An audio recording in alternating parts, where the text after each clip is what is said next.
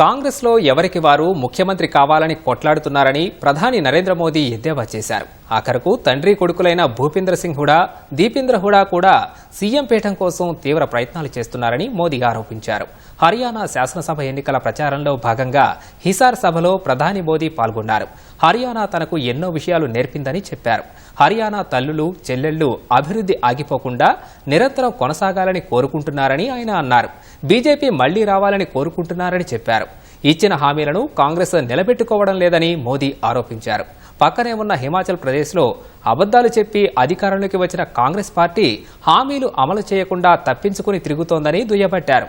ఆఖరకు హిమాచల్ ప్రదేశ్లో ప్రభుత్వ ఉద్యోగులకు జీతాలు, డీఏ చెల్లించేందుకు కూడా బడ్జెట్ లేదని ప్రధాని చెప్పారు. ఢిల్లీలోని రాజకుటుంబం హిమాచల్ ప్రదేశ్ ప్రజల్ని తమ అబద్దాల వలలో ఇరికించిందని మోదీ పరోక్షంగా గాంధీ కుటుంబంపై విమర్శలు చేశారు.